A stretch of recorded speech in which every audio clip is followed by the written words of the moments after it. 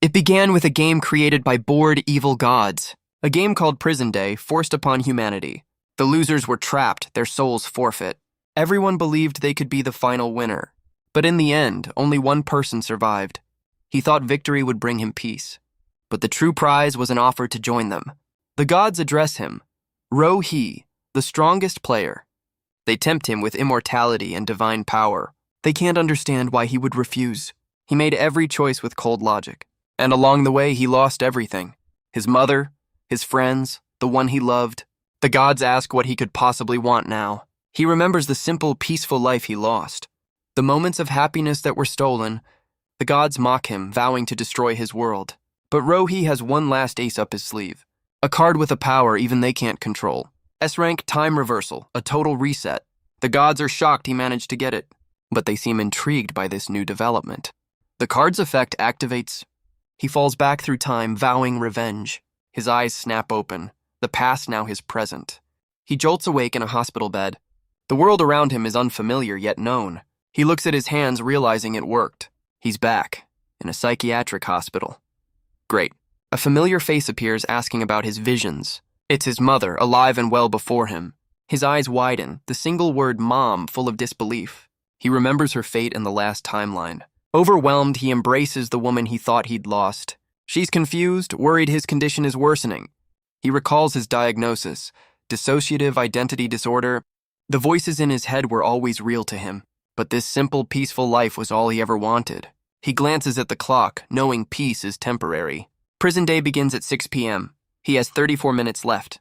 He remembers the game's brutal, unforgiving rules. With no time to waste, he forms a plan. He begins writing down every cheat code he knows. One copy for his mom and one for a friend. His mother warns him to rest before leaving the room. The door closes, leaving him to his urgent task. He thinks back on the life she fought to give him, how his father abandoned them both, and how she raised him alone through hardship. A familiar face arrives, bringing his favorite snack. It's Shu-Ching, his one and only friend. He was an outcast, bullied for his illness, but Shu-Ching always stood up for him. In the last life, that loyalty cost him everything. His friend peeks over, thinking he's writing a novel. Shu-Ching is shocked he's allowed to play games. He assumes it must be a legendary, must-play title. Ro-He hands him the guides for him and his mother. He stresses the importance of memorizing every word. Confused but trusting, his friend takes the notebooks and leaves. Ro-He's goal is simple: become the strongest player once again. To do that, he must master the game's card-based power system. His ultimate prize is the 15 S-rank cards, items of immense power. Only by collecting them all can he hope to challenge the gods. The clock on his phone ticks down the final seconds of peace. He looks at a photo of his family, a final moment of calm. This ordinary life he fought to regain is about to end. At 6 p.m. sharp, the system message appears. The world around him begins to glitch and distort. His soul is extracted as the game begins its initialization. This time, he swears he will protect everything he treasures. And once he's strong enough, he'll wipe the gods from existence. The system loads him into the first stage, Slaughter Company. But an error flashes. The system failed to delete his memories. Whoops. Unaware of its mistake, the game wishes him a good time. He materializes in a familiar office just as he remembers it. The game's stages are designed to mimic the real world. Other players are confused, their memories wiped clean. But Ro-He, with his knowledge intact, knows exactly what's coming. He's been dropped into the E-rank stage, Slaughter Company. A low-level stage, but one that requires killing 3 bosses. He immediately pulls up his character status panel. He's level 0, with no stats, skills, or items to his name. In his current state, fighting even one boss is impossible. He notices an unidentifiable blessing on his status sheet. He closes the panel, knowing he needs a plan to get stronger. A spark of recognition hits him. He knows what to do. He remembers a hidden side quest on this very stage. With 10 minutes before the stage officially starts, he stands up. He sprints through the office, a forgotten memory surfacing. He recalls a cryptic message about defeating the gods, a message about joining forces with another. Ro-He wonders if he can steal their power too. He pushes the thought aside, focusing on his goal. He arrives at the men's restroom. This is the location of the hidden quest. The system confirms he's found the right spot. The quest is titled, The Secret in the Men's Room Stall. A classic. With no time to waste, he kicks the door open. A small glowing monster appears, looking surprised. It's the scaredy cat guarding a hidden chest. The little guy tries its best to look intimidating. But Ro-He has seen far, far worse. He gives the creature a look that could curdle milk. The monster immediately regrets its life choices. It dissolves and flees, leaving the treasure behind. The system confirms the scaredy cat has been defeated. Rohi knew scaring it was the only requirement, but the system says the chest is locked without a key. Rohi decides his foot is the only key he needs. The chest shatters into pieces. Problem solved. He explains how the key clue fools most newbies. Inside, he finds exactly what he came for. 3 E-rank attribute cards. With these, he can finally activate his player stats. He uses them instantly, a green aura enveloping him. His stamina, agility, and strength all increase. The boost is small, but he can feel the difference. He now has the power to fight the stage's bosses. His status panel updates, showing his new level 1 stats. But he knows this small boost is far from enough.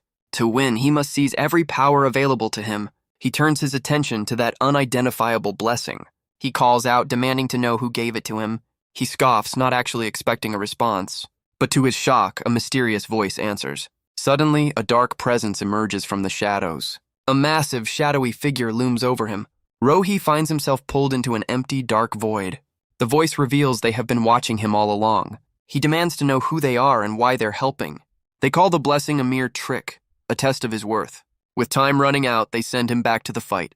Rohi accepts their challenge, ready to prove himself. Just then, the official countdown ends. The system announces the boss is about to spawn. A new rule appears: stay at your workstation or fail. Rohi sprints back, racing against the final minute. But 2 other players are busy trying to break down the door. Rohi sighs. There's always someone who can't read the room. As the timer hits 0, the rule breakers are instantly eliminated. The other players watch in horror as the game shows its teeth. Rohi remains unfazed. In Prison Day, rules are absolute. The main entrance is sealed by a glowing red barrier. A warning flashes, the E-rank boss is on its way. Through the barrier, the silhouettes of the enemy appear. Rohi steels himself. The first boss has arrived. The cleaning crew materializes, ready to take out the trash. Their stats are revealed: a level 2 boss and level 1 minions. One of the players scoffs, fatally underestimating the threat. A muscular player steps up, confident he can save them all. Rohi warns him not to judge these monsters by normal standards. He knows that without stats, human strength is utterly meaningless. But the brawny player scoffs, dismissing Rohi's advice. He's more interested in climbing the global player rankings. He fantasizes about the wealth and luxury awaiting the top player. Fueled by greed, he charges headfirst into the fray. His punch is effortlessly blocked by a minion's glowing weapon. And just like that, the would-be hero is unceremoniously eliminated. The cleaning crew advances, ready to sweep up the rest. Panic erupts as the remaining players scream in terror. But Rohi remains perfectly calm, his resolve hardening. He springs into action, intercepting a minion's attack.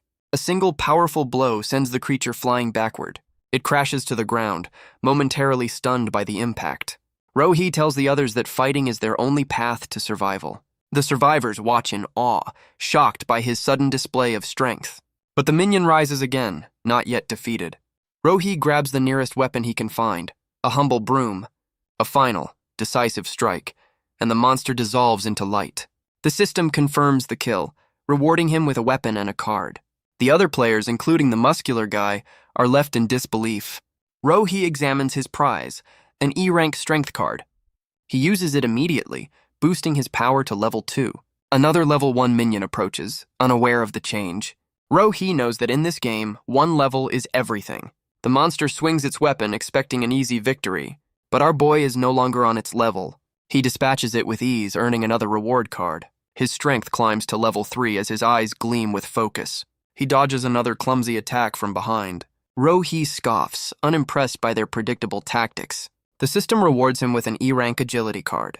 He smiles, knowing speed is just as vital as strength. But his success has drawn some very unwanted attention. The game's aggro system now has him firmly in its sights. He knows the boss is buffed. A direct fight would be suicide.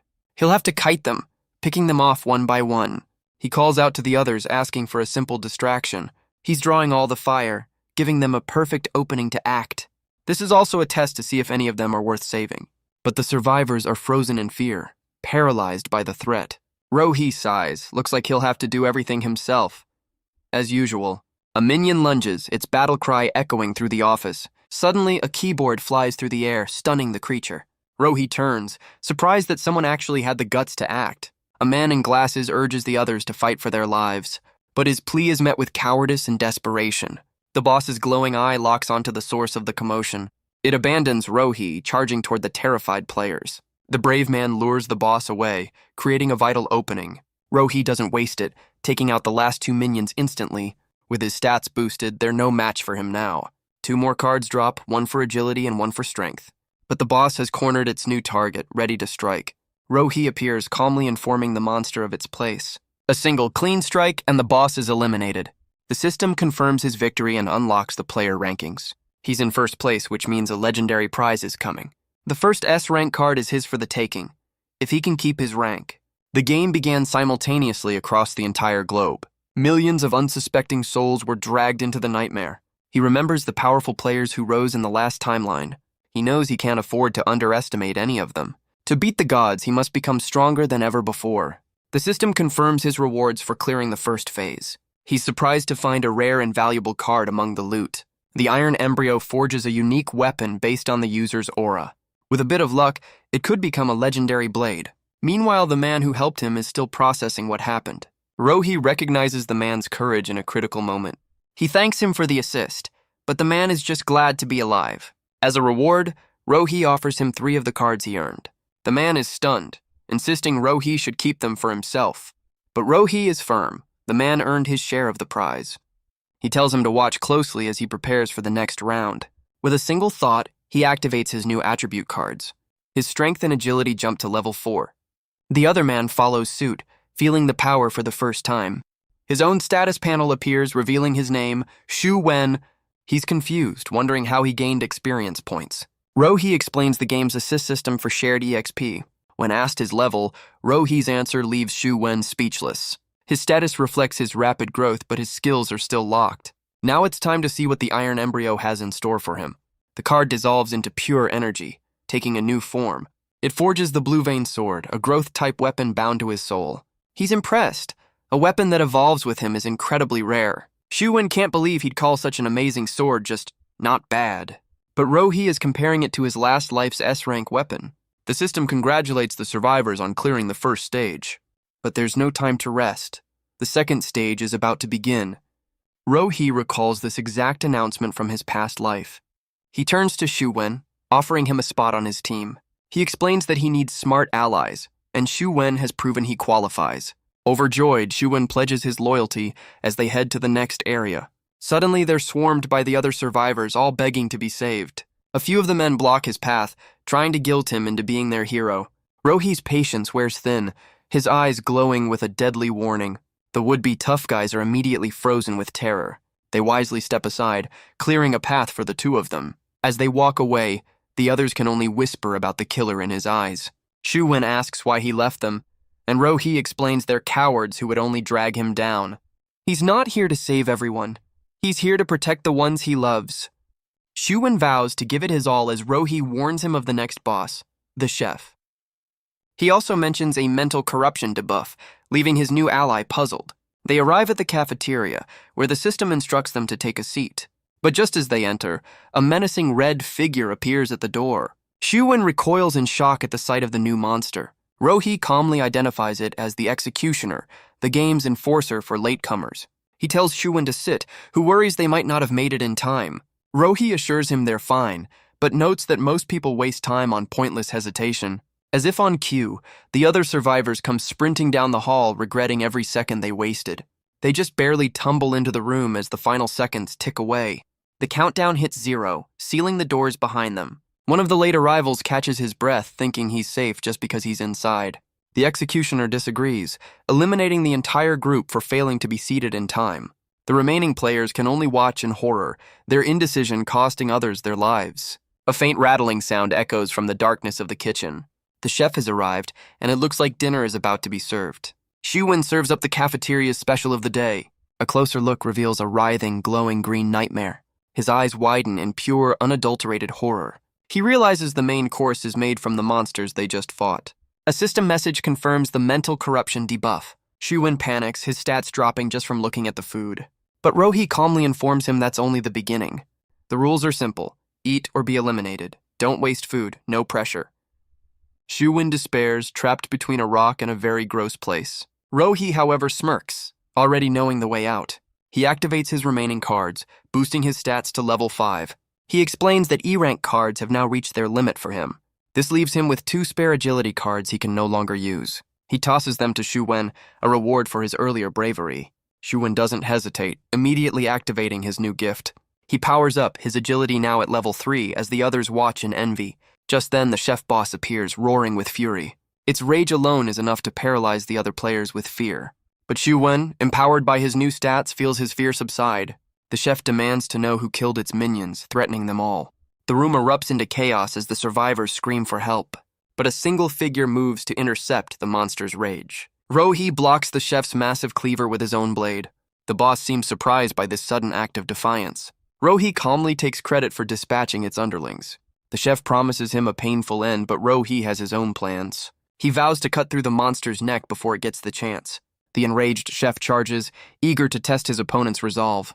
Their blades meet in a shower of sparks and raw power. Xu Wen watches in shock as Rohi is thrown backward by the force. Xu Wen's words trigger a painful memory for Rohi. He remembers his first team, the friends he once led. But on the long road to victory, every single one of them fell. He was left alone, haunted by the question of his own survival. The chef's roar snaps him back to the present fight. He recalls not understanding the true cost of winning. But now he understands everything perfectly. Their weapons collide with devastating force. This time, however, he doesn't give an inch. The boss is stunned by his incredible speed. It realizes Rohi was only testing the waters before. He survived because his will to win was absolute, a will that would crush any obstacle in his path. But after achieving that victory, he found it hollow. He wanted to win to protect those he cherished. The system confirms his victory and a hidden bonus. He receives a shower of attribute cards for his efforts. He also gets a temporary buff, a nice little party favor from the chef. His knowledge of the game netted him some sweet extra loot. Now it's time to check the leaderboards. Unsurprisingly, he's dominating first place by a massive margin. He recognizes the other top players from his past life. But he knows the gods won't let humanity grow strong so easily. This time he'll be ready for their cruelest games. He looks forward to meeting his old rivals once more. The system announces the end of the second stage.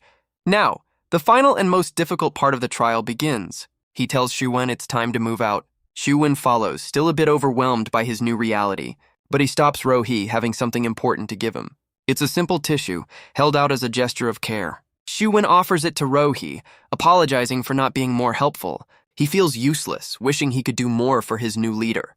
Rohi is reminded that even in this hell, kindness still exists. He reassures his new ally, telling him he's far from useless. Meanwhile, the next wave of monsters is already on its way. A shadowy figure grins, eager to devour the survivors. A new countdown appears. Reach the lobby or be eliminated. Xu Wen asks if high stats are the only key to victory. Rohi explains that natural talent still plays a crucial role. His new friend despairs, realizing his stats might not save his unathletic self. Still, Xu Wen looks at his new boss with total admiration. Rohi stops them on the stairs, a new plan forming. He tells Xu Wen to stay behind and wait for the others. His mission: warn the survivors not to run away. It's a hidden rule. Fleeing is an automatic failure. Xu Wen worries, asking what Rohi will do alone. Our boy is going ahead to deal with the next threat himself. Xu Wen salutes, touched by Rohi's apparent concern for his safety. But Rohi's motives are purely strategic. He needs allies to clear this stage. To win, he must find the player who was the strongest here in his last life. The final stage pits them against a squad of powerful security guards. He remembers that in the past, going solo was a death sentence. He looks up the stairs, seeing a familiar figure waiting. Rohi smirks. The man he's been looking for has arrived. He recalls that this player was the key to their survival last time. His name is Xu Zhengyang, a powerhouse even in the early game. The brawny player confronts him about the warning, and Rohi plays it cool. Xu Zhengyang admits he was impressed by Rohi's performance. But now he's ready to challenge him for the top spot. Xu Zhengyang leaps down, challenging Rohi for the next boss kill. Rohi calmly informs him that he's simply not a match. In a flash, he lands a precise strike on his opponent's neck. The brawny player is stunned, realizing this is no ordinary strength. Rohi offers him a deal. Team up, and these 3 cards are his. Xu Zhengyang scoffs, demanding to know why he should trust him. Instead of an answer, Rohi throws a special card right at him. It activates instantly, flooding the man's mind with lost memories. Rohi explains the memory wipe is the stage's true challenge. Without attachments, players can't unite.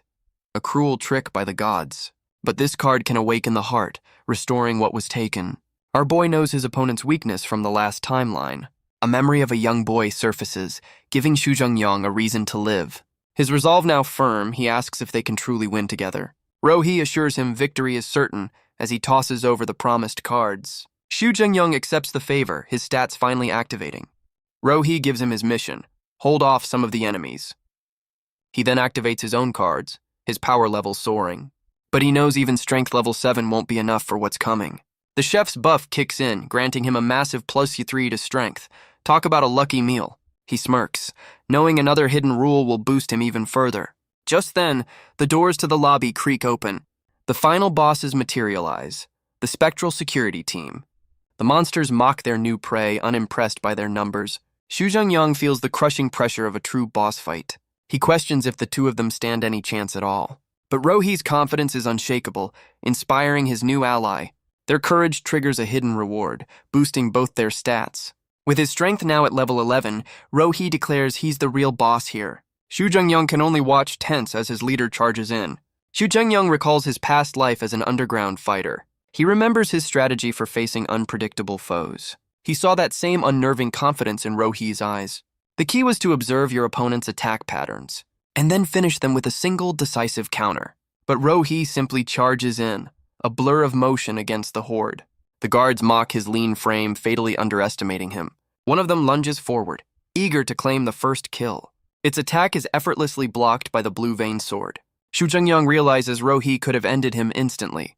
The spectral guards sense the danger, preparing their group attack. A new countdown appears, ordering all players to the lobby. Xu Zhengyang's eyes burn with a new determined fire. Rohi knows another hidden rule. The fight starts immediately. He carves a path through the spectral enemies with deadly grace. His goal is to clear a safe zone for the others to pass through. Meanwhile, Xu Wen calmly directs the survivors toward the stairs. Rohi smirks, impressed that his new ally understood the plan. Xu Wen realizes he must stall, bringing them in at the last moment. Seeing Rohi's dominance, Xu Zhengyang wants to join the fight, but Rohi orders him to stay back and protect the group. The monsters change tactics, targeting the weaker players instead. Rohi gives the signal, unleashing his new powerhouse. A guard charges the crowd, aiming for the easiest prey. But Xu Zhengyang intercepts with a furious battle cry. He lands a solid blow, trusting Rohi's judgment completely. But he's shocked by how little damage his punch actually inflicts. He struggles, wondering how Rohi makes it look so effortless. Xu Wen rallies the survivors, telling them to trust their new boss. For now, all they can do is put their faith in their protectors. Rohi steels himself, ready to face the horde alone. A system message confirms his blue vein sword is fully charged. The spectral guards coordinate their attack, swarming him from all sides. But Rohi's eyes gleam with confidence. He was hoping for a challenge. He unleashes a devastating whirlwind of slashes. The survivors can only watch in awe, their new boss a literal god of war. Meanwhile, Xu Zhengyang struggles with a single enemy, his pride wounded. With the minions cleared, Rohi turns to the final boss. The security captain appears, its stats revealing a terrifying level 10 strength. The monster looms over him, a creature born only for destruction. The others are paralyzed with fear, certain this is a fight he can't win. He remembers this fight from his past life, and the heavy cost of victory. Their blades meet in a cataclysmic explosion of force. But this time, things will be different.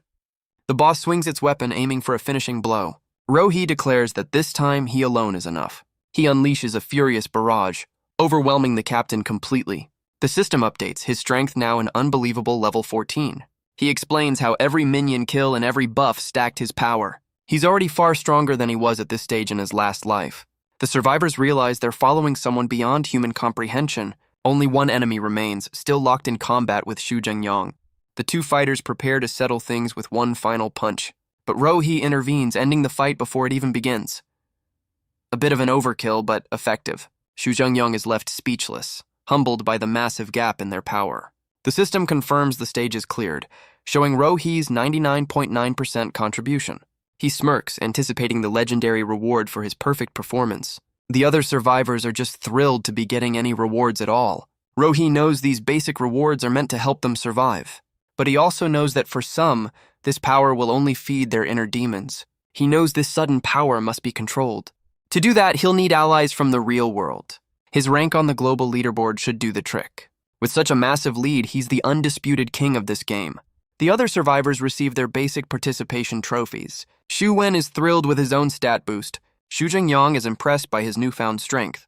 But compared to Ro He, they're still playing in the little leagues. The system begins distributing rewards based on contribution. His new allies worry their small efforts won't earn them much.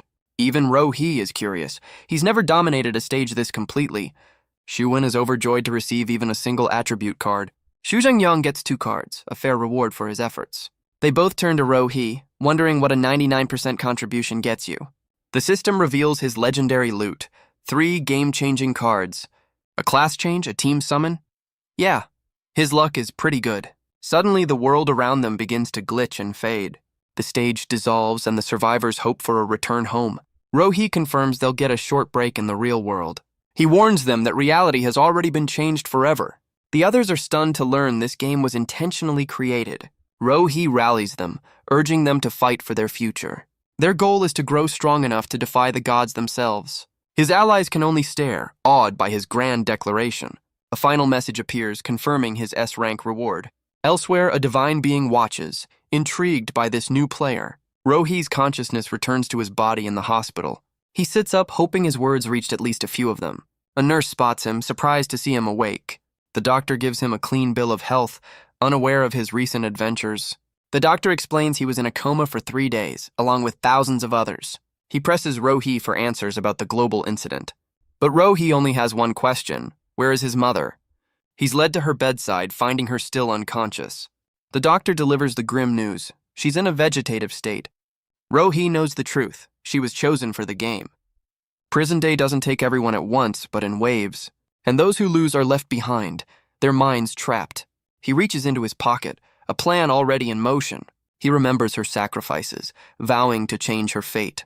He pulls out his S-rank reward, a card named Freedom. It's power, a one-time ticket out of the game for any player. Without a second thought, he decides to use it on his mother. A brilliant golden light fills the entire room. The doctor is blinded, completely baffled by the event. His face is a perfect picture of professional confusion. His mother sits up, dazed but miraculously awake. Ro He pulls her into a tight, relieved embrace. He promises her that from now on she'll be safe.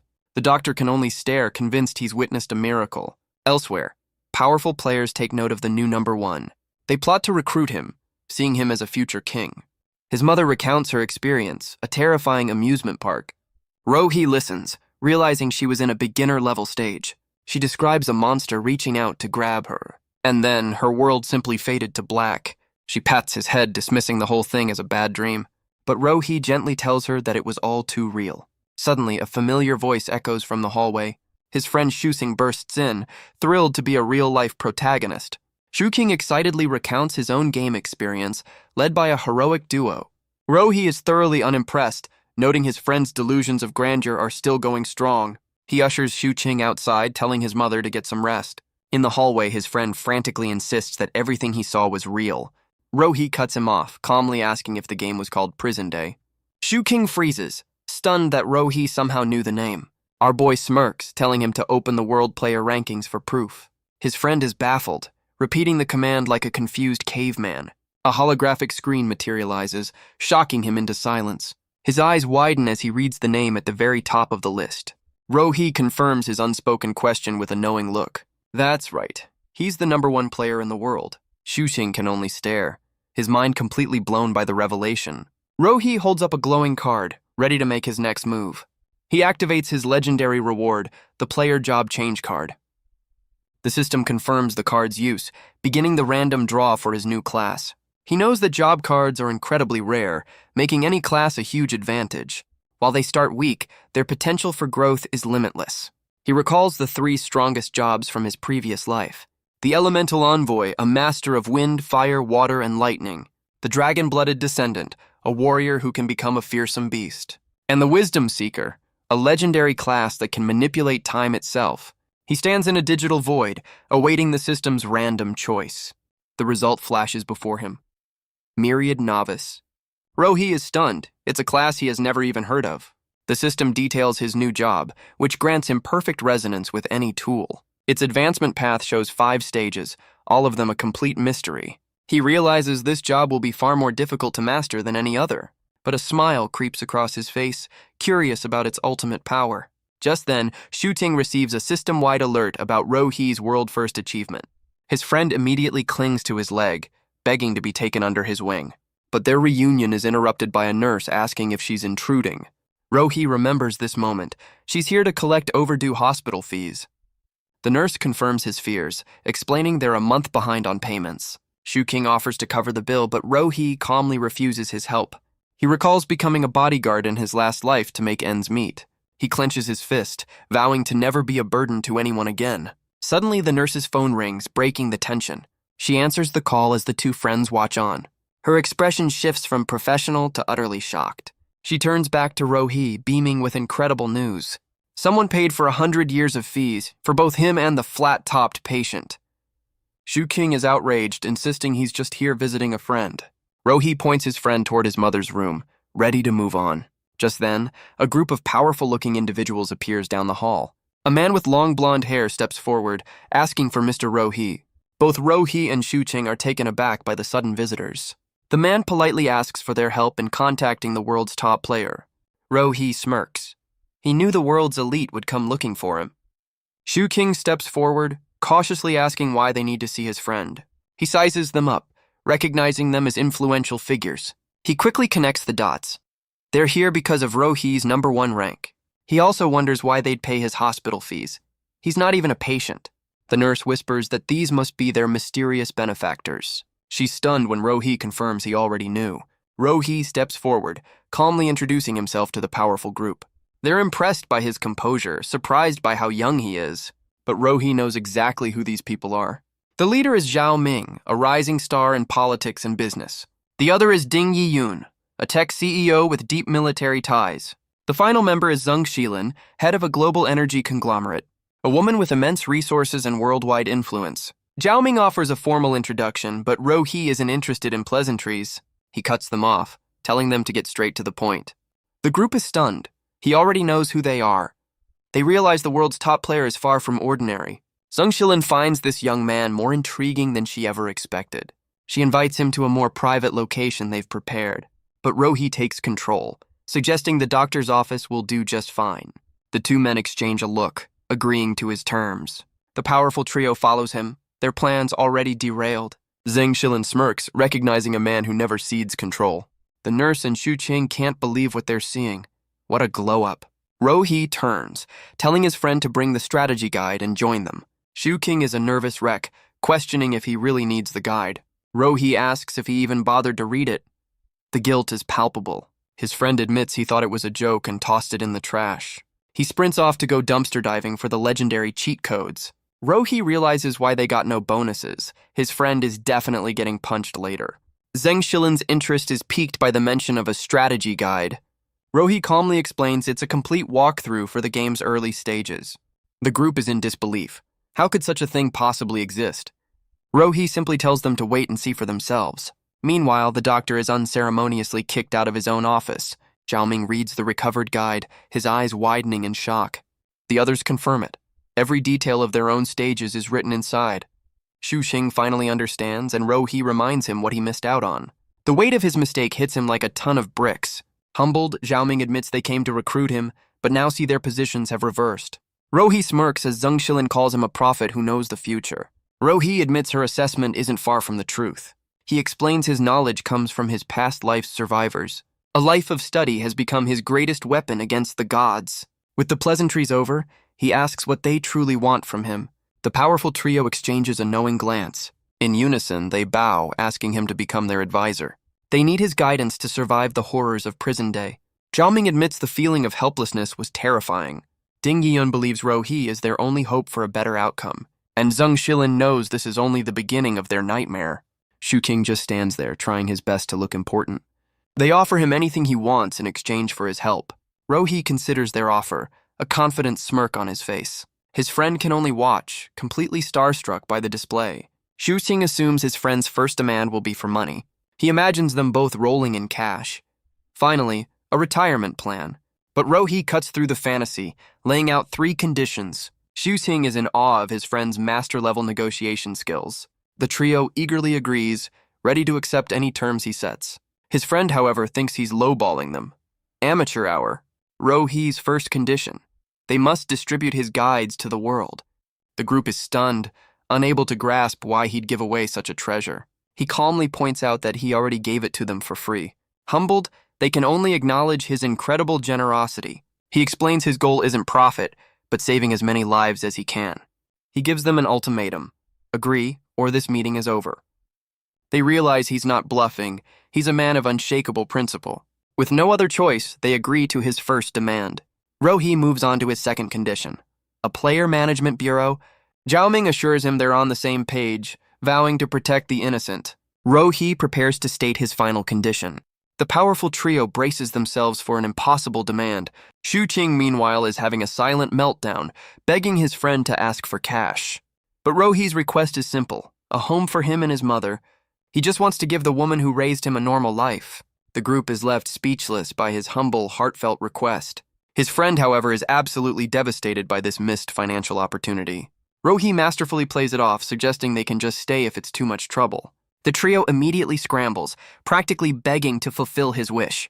He calmly tells them to take it down a notch. He's got them hooked. They quickly regain their composure, apologizing for the outburst. Internally, they all realize this is the perfect chance to win his favor. With the deal settled, Rohi dismisses them, expecting another visitor. He warns them that the next round of prison day is about to begin. The news sends a fresh wave of shock through the powerful group. A system message appears, confirming a 72-hour countdown to the next game. Rohi promises them new guides once they've fulfilled their end of the bargain. The trio bows deeply, accepting his terms without hesitation. As Rohi stands over them, a silent rivalry begins to form. Just then, a bodyguard interrupts, announcing a visitor. Ding Yiyun snaps, having ordered them not to be disturbed. The guard stammers that the woman claims to be Rohi's girlfriend. The entire room is stunned by this unexpected development. Xuqing is comically betrayed, accusing his friend of hiding a secret relationship. Rohi shuts him down, clarifying for the record that he is very, very single. A woman enters with a bouquet, but Rohi's expression turns to ice. The others watch on, noting that the two at least look good together. But Rohi's cold stare tells a very different story. He remembers her cruel words from the past, mocking his illness. A memory of being left alone in the rain surfaces, her laughter echoing in his mind. He recalls their school days when she was just a friend. She offers a bouquet, a hollow apology for her past cruelty. His new allies see the tension, ready to handle this little problem for him. But Xuqing steps in first, fiercely defending his friend's honor. The woman claims she was young and foolish, a convenient excuse. Rohi cuts right through the act, asking if she saw his rank. Her shocked face is all the confirmation he needs. Zheng Shilin scoffs, unimpressed by such a predictable opportunist. The woman begs, trying to guilt him into saving her life. Xuqing explodes, reminding her she didn't just reject him, she destroyed him. Rohi calms his friend, ready to walk away from this drama. He delivers one final blow. He never even liked her. Ouch. In a last-ditch effort, she offers herself up as a prize. She chases after him, refusing to let her golden ticket escape. But her path is suddenly blocked by two very large obstacles. Ding Yiyun's bodyguards stand like a wall before her. She tries to pull rank, claiming to be Rohi's girlfriend. Zheng Shilin shuts her down, telling her not to flatter herself. With a single command, she orders the woman removed. She's dragged away, screaming empty claims to the very end. Xuqing leans back, satisfied with a problem well solved. But Rohi's mind is already elsewhere, focused on another memory. He knows someone important should be here right now. He opens the door to his mother's room, his heart pounding. A flash of silver hair catches the light. A familiar face turns, her eyes wide with surprise. She's with his mother, a gentle presence in the quiet room. Rohi smiles, greeting her as if a lifetime has passed. The girl is confused. For her, it's only been a week. He remembers her dying in his arms and pulls her into a desperate embrace. This time, he won't let her go. The girl is completely flustered, while his mother just smiles knowingly. Xuqing tries to connect the dots, sensing this is more than just a friendship. Later that night, the full moon hangs in the sky. Rohi sits awake in his new hospital room, watching over his sleeping mother. He smirks, impressed by how quickly his new allies upgraded their accommodations. A system countdown appears, giving him just over 63 hours until the next game. He confirms the timeline is the same, giving him a precious window to prepare. He pulls up his status, ready to test the tool resonance of his new job. He places his hand on the bed, deciding to start with something simple. A blue aura spreads from his hand, enveloping the entire object. His mind is flooded with information, analyzing the bed's every detail. He can even see a single loose screw on one of the wheels. Talk about a warranty issue. He wishes he had a real weapon to see the true potential of this skill. Suddenly, a mysterious voice declares he is now qualified for a god's trial. Rohi freezes, recognizing the voice that's haunted him his entire life. He demands to know who it is and what qualifications he could possibly have. The voice brushes him off, simply offering him a choice. A shadowy figure appears, inviting him to undergo its trial. Rohi realizes this entity might be the key to defeating the evil gods. With his eyes burning with resolve, he knows this is a chance he must take.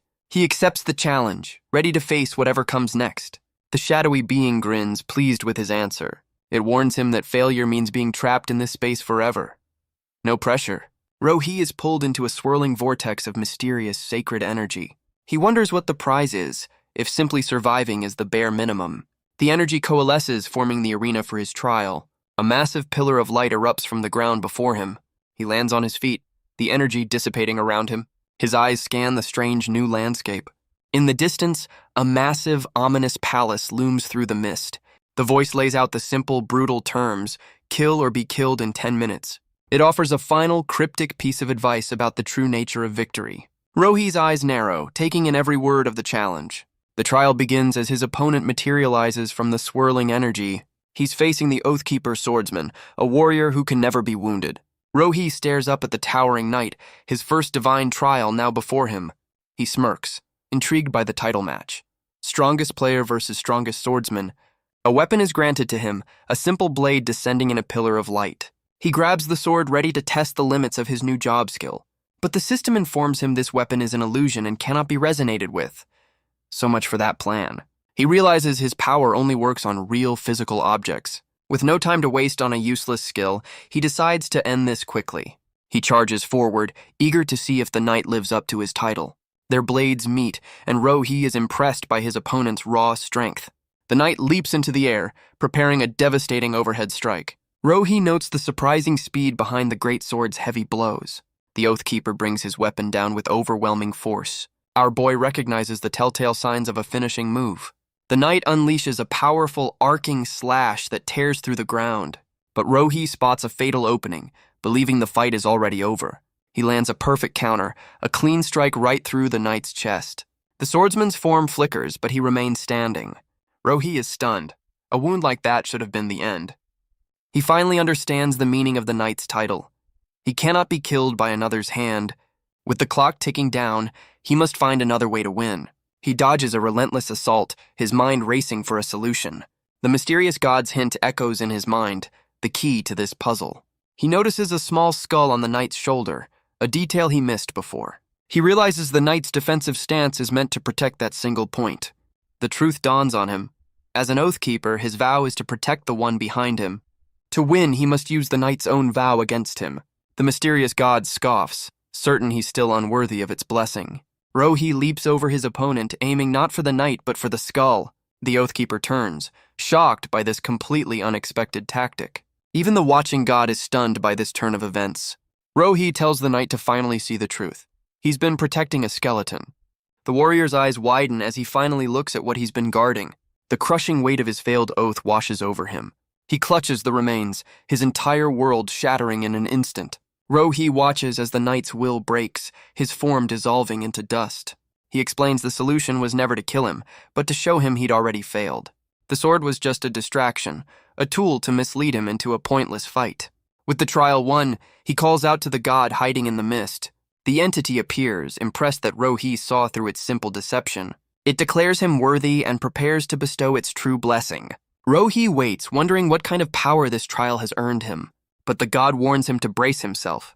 The real test is just beginning. A sinister grin spreads across the entity's shadowy face. Classic fine print. Rohi is confused, demanding to know what it means by another trial. The god explains he must now withstand the mental impact of all living things. He must endure the collective emotions of every soul on the planet. The world around him shatters as the psychic wave hits. He's plunged into a sea of human suffering and despair. He realizes a god's power is forged from the faith of all humanity. He sees flashes of life from birth to death, joy to sorrow. The sheer weight of it all begins to take its toll on him. He knows that if this continues, his mind will be completely overwhelmed. But instead of breaking, a manic grin spreads across his face. He realizes this power will let him fight the evil gods on their own terms. The mysterious god is shocked, declaring no human can withstand this final wave.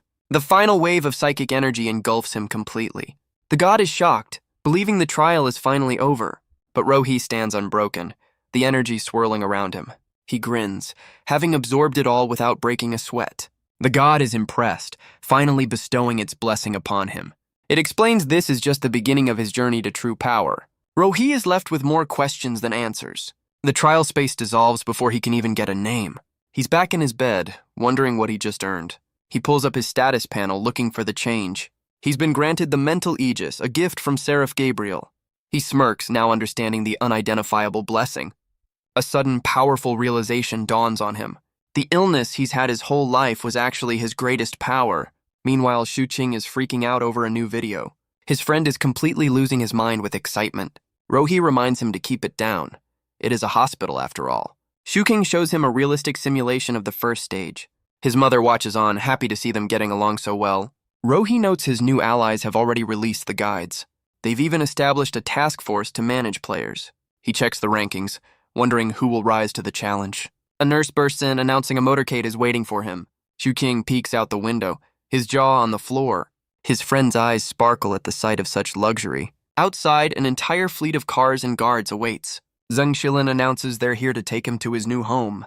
Shuqing can't believe they actually followed through on their promise. Rohi gets up, unimpressed by the flashy display. His mother, however, is worried he's gotten into trouble. He reassures his mother, promising he hasn't done anything illegal. He then claims he's saving the world, much to everyone's amusement. With a confident look, he tells them they'll all understand soon enough. Their first stop is a breathtaking villa, a gift from Zhao Ming. He lists off the perks: bodyguards, housekeepers, and even a private farm. Shuqing's mind is blown, trying to calculate the cost of such luxury. Zhao Ming explains it's a private holding, a priceless gift for Rohi. His friend can only gape, realizing the house is one of a kind. But Rohi is unimpressed, ready to see the next option. As he walks away, the other two allies see their opening. With Zhao Ming's offer rejected, they believe their chance has come. Ding Yiyun is certain his choice will be the one to win Rohi's favor. He presents a penthouse in a skyscraper overlooking the entire city. Shuqing is once again starstruck by the incredible view. Ding Yiyun boasts that it was designed by a world-famous architect. He calls it the crown jewel of the entire building, but he hints that there's an even bigger surprise waiting inside. With a snap of his fingers, he reveals his secret weapon. A team of housekeepers appears, all calling Rohi master. Shuqing looks like his soul is about to leave his body. The women surround Rohi, offering their complete devotion. The other two allies can't believe they didn't think of this first. Ding Yiyun smirks, confident that no man could refuse this offer. Rohi, completely unfazed, simply says, "Next one." Ding Yiyun is left in a state of utter disbelief. Zheng Shilin smiles, realizing Rohi is truly a different breed. Zhao Ming sees this as his chance to get back in the game. Zheng Shilin steps forward, ready to present her own offer. She explains she researched his past to find something meaningful. She gestures to a familiar building, asking if he recognizes it. Rohi recognizes the street, a place from a life long past. His other two allies realize they've just been checkmated. Zheng Shilin explains the home has changed, but she tried to restore it. She opens the door to reveal a perfect recreation of his childhood home. Rohi is touched, seeing the care she put into every detail. He accepts her offer, and Zheng Shilin is thrilled to have won his favor. The other two can only watch, their lavish gifts utterly forgotten. Rohi then turns to his friend, telling him to hand over the goods. Zheng Shilin looks on, curious about this new development. Shuqing pulls out the next set of guides for the second-tier stages. She's horrified he kept something so priceless tucked in his pants. Priorities, man. She asks if these new guides are also for public distribution. Rohi says no, telling her to give them only to the most promising players. He explains that in this game, players must learn to stand on their own. A guide won't save those who lack the will to fight. Their goal is to find the true elites, the ones who can change the game. The strongest will always rise to the top, with or without help. Zheng Shilin understands his logic, but asks what his ultimate goal is. Rohi declares he's building an army to save the world. The powerful trio is left speechless by his extraordinary ambition. Just then, Shuqing arrives with a massive backpack, ready for round 2. Rohi embraces his mother, promising he'll be back soon. The system announces the end of their break. The game is back on. As they're pulled away, Shuqing gives a cheerful wave goodbye. Rohi tells his friend he's on his own this time. No more carrying. Shuking grins, confident he'll make a name for himself. Rohee stands ready, a new sword at his side, prepared for the next trial.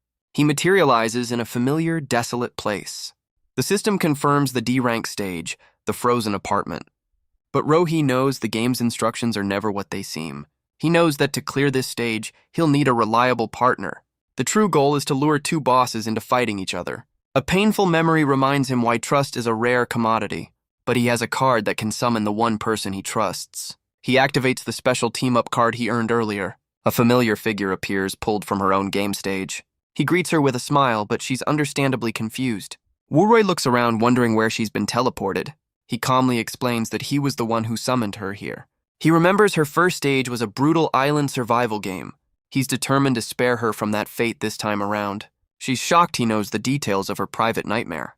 Just then, a system message appears before her. It confirms she's been pulled into the frozen apartment stage. He reminds her of the game's name, and it all clicks into place.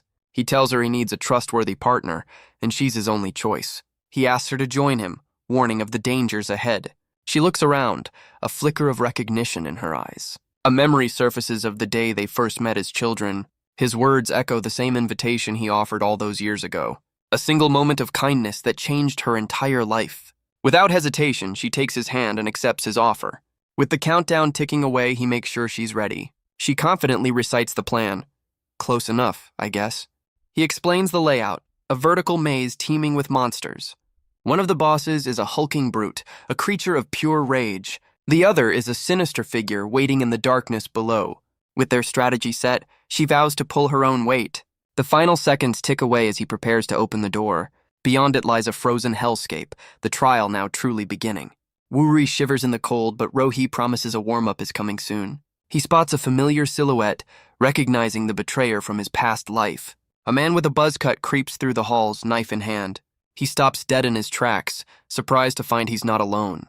His fear turns to relief, realizing he's found other players. But Rohee knows this script by heart. The man looks honest, but it's all an act. He remembers this exact man, the one who pretended to be a friend. In the last timeline, he hid during every fight, a coward in the shadows. But behind that weak facade was a truly sinister smile. After Rohee had exhausted himself defeating a powerful boss, the man stabbed him in the back, stealing all his hard-earned loot. He was left for dead, saved only by a stroke of luck. Just as predicted, the man offers to team up, his words dripping with false sincerity. His inner thoughts reveal a plan to kill Rohee and claim Woo-Roy as a prize. Charming. He's also got his greedy eyes on Rohee's sword. He extends a hand, trying to seal the deal with a friendly gesture. But Rohee has a different kind of handshake in mind. The man can only stare in shock as the blade pierces his chest. Rohee looks down, his expression cold as he returns the favor. As the man collapses, Rohee calmly asks Woo-Roy if she has any questions. She doesn't, trusting his judgment without a single doubt. With a smile, she agrees it's time to go hunt for some cards. They walk away, leaving the would-be backstabber to his fate. Elsewhere, another player observes the scene, intrigued by Rohee's actions. He finds the number one player's methods impossible to predict. Checking the rankings, he decides Rohee is someone to watch closely. Meanwhile, a pair of monstrous feet dangle from the ceiling above. Rohee enters a new room, confidently telling Woo-Roy to expect company. A hanging frost wraith appears, its stats revealing a formidable foe. With a single command in its mind, the creature lunges to attack. Woo-Roy recoils as the monster appears, but Rohee is completely unfazed. The creature lets out a piercing shriek, its tongue lashing out. Rohee simply tells it to shut up. He's not a fan of loud noises. He lands a single punch, and the monster seems genuinely confused. A powerful shockwave of energy blasts straight through its body. The beam erupts from its back, tearing a hole through the ceiling. The monster dissolves, leaving behind a single stamina card. Woo-Roy is stunned, asking if he's always this brutal with monsters. He explains that not all enemies are a threat. This one was just weak. A horror movie fan, she imagines him facing something truly terrifying. He hands her the card, telling her how to activate her player stats. She takes the card, realizing these monsters aren't like the ones in movies. She focuses her mind, ready to feel the power for the first time. The card activates, enveloping her in a brilliant golden light. Her status panel appears, confirming her new level 1 stamina. Rohee tells her she learned fast, and that it's time to move on. She realizes the cold doesn't bother her anymore. A very nice perk. She asks him how he knows the game so well if he enjoys playing it. Her question makes him stop dead in his tracks. Wurui is confused, a crown of question marks appearing over her head. His expression darkens, his face hidden in shadow. She immediately worries that she said something wrong. He tells her there is absolutely nothing fun about this game. He reminds her that their one and only goal is to destroy it. She doesn't understand his reasons, but she trusts him completely. Suddenly, a monstrous hand smashes through a nearby frozen wall. Another frost wraith appears, roaring as it lunges for Wurui. Ro-hee watches, his expression one of utter boredom. He intercepts the attack, grabbing the creature by its face. With a single effortless squeeze, he ends the fight before it begins. He explains that every floor boss is guaranteed to drop a card. Elsewhere, other players wander aimlessly through the frozen maze. Wurui is amazed that Ro-hee navigates the confusing halls with ease. He explains the stage's true danger, a steady, relentless drop in temperature. The other players realize that without finding the boss, there is no escape. The only future for those who fail is to become a permanent ice sculpture. Wurui shivers at the thought, but Ro-hee's focus is unshaken. He knows exactly where to find this floor's boss and how to take it out. With a confident stride, he leads her toward their first objective. But they're not alone. The rooftop observer is still watching from the shadows. He wonders how Ro-hee knows the way when the system offers no clues. He smirks, hoping the world's #1 player lives up to the hype. Deep in the maze, Ro-hee and Wurui finally reach their destination. He explains the boss is well hidden and needs to be lured out. But before he can act, a new group of players appears behind them. A man with fiery red hair steps forward, a cocky grin on his face. Wurui asks if he knows this guy, but Ro-hee has never seen him before. The man scoffs, boasting that he's also on the global rankings. The observer watches on, curious to see what rank this newcomer holds. Ro-hee calmly states he doesn't recognize him from the top 10. The man introduces himself as Zhang Qi, ranked 783rd, a future legend in his own mind. Ro-hee and Wurui are completely, utterly unimpressed. Even the observer seems disappointed by this turn of events. Ro-hee dismisses him as 783, and Zhang Qi vows to take his #1 spot. Fueled by rage, the challenger lunges forward to attack. But his charge is interrupted by a sudden, clumsy obstacle. One of his own men trips him, sending him crashing to the floor. Ro-hee tells the wannabe to go sit in the corner. He has work to do. But Zhang Qi isn't done yet, pulling a dagger from his coat. He rallies his goons, promising them all of Ro-hee's loot. The challenger is furious, vowing to return the favor 100 times over. Ro-hee decides these guys are just idiots, not evil, and need a little lesson. With a single kick, he snaps a metal pipe from the wall. He calmly picks up his new makeshift weapon. He smirks, ready to give them the kind of schooling their elders should have. This is perfect. He needed to make some noise to lure out the boss anyway. He activates his job skill, ready to test the resonance of tools. The system rates the pipe as useless trash, but notes it can grant a strength boost. Ro-hee realizes this skill will be perfect for identifying unknown items. Zhang Qi scoffs, telling him not using his sword will be his biggest mistake. Ro-hee stands unfazed, his real weapon still sheathed at his side. The wannabe hero rallies his men, ordering them to charge. His brothers, however, seem to think he should go first. Teamwork is hard. He screams at his cowardly followers, demanding they get in there. One of them finally points out that they're picking a fight with the #1 player, but Zhang Qi doesn't care, blinded by his wounded pride. He leaps forward, determined to make a name for himself. Ro-hee decides to hit him where it hurts the most.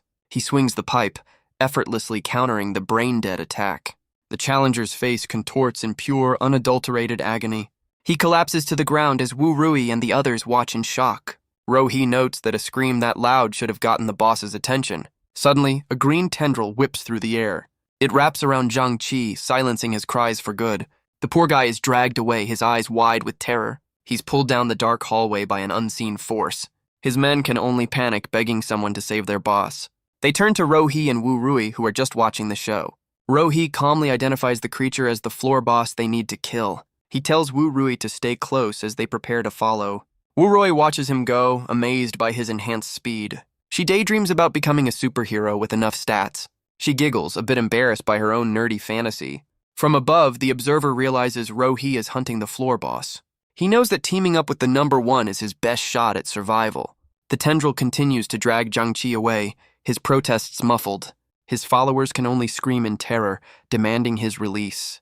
They threaten the monster, which seems like a solid plan. One of them musters the courage to charge forward. He's immediately snatched by another one of the green tendrils.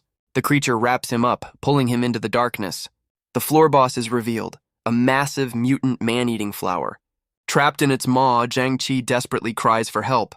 From the monster's point of view, a lone figure approaches. It's Ro-hee, the world's #1, looking completely unfazed. Jiangqi wonders if the man he just provoked will bother to save him. Ro-hee leaps into the air, sword drawn and ready to strike. He unleashes a powerful slash with his blue vein sword. The glowing arc of energy slices cleanly through the monster's vines. The creature dissolves as Jiangqi is freed, saved by the man he challenged. Ro-hee's cold stare makes him feel worse than if he'd just been killed. He tells the kid to start winning properly if he wants to be ranked. He promises a real fight once Jiangqi makes it to the top 10. The challenger is left speechless, humbled by the offer. He clenches his fist, vowing to reach the top and earn that duel. With the boss dead, a portal opens, just as Ro-hee remembers.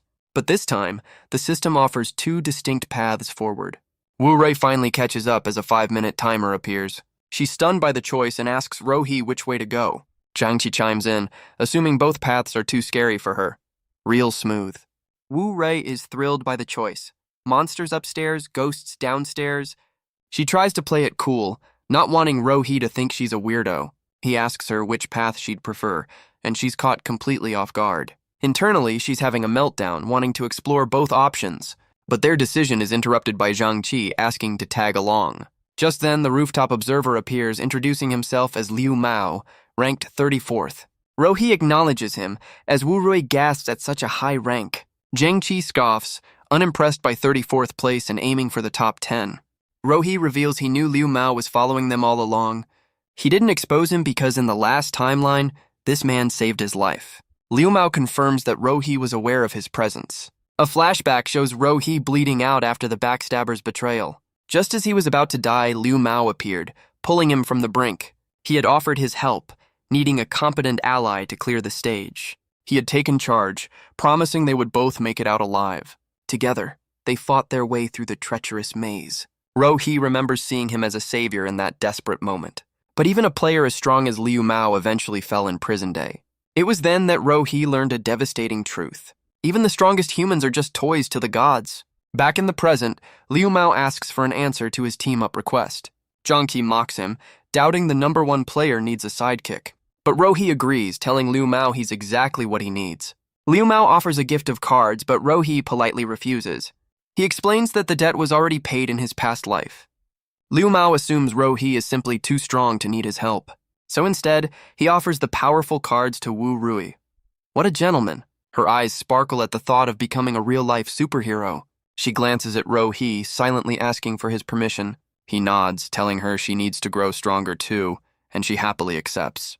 Liu Mao explains that a little self-interest makes a person trustworthy. He vows to repay Ro-hee in the real world before they head downstairs. Wu-rui agrees, ready to follow her leader into the frozen depths. The newly formed team descends, ready for the next challenge. Meanwhile, Jiangqi stews, certain he's just as worthy of an invitation. He hypes himself up, convinced Ro-hee would be a fool to reject him. With renewed confidence, he runs up to ask for a spot on the team.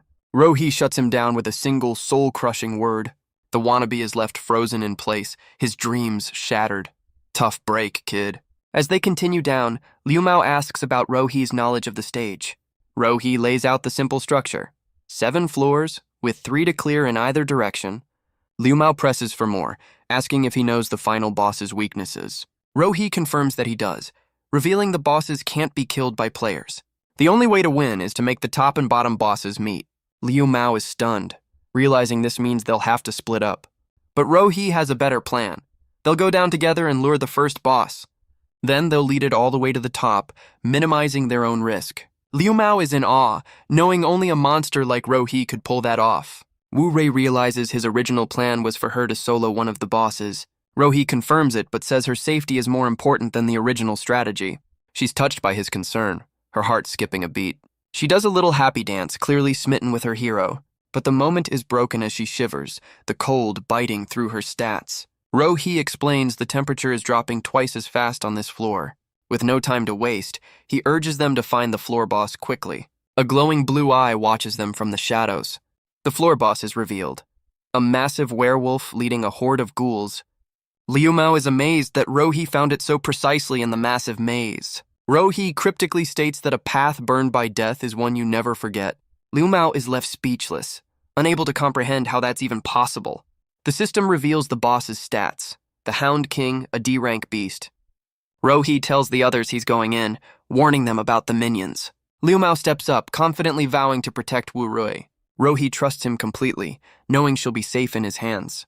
With his allies secure, he charges forward, a blur of deadly intent. The Hound King roars, lunging to meet the challenge head-on. Their first clash is a brutal test of strength, sword against fang.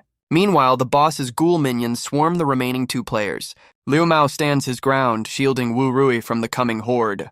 He effortlessly intercepts two of the ghouls, grabbing them by the face. He boasts about his martial arts, claiming these monsters are no match for him.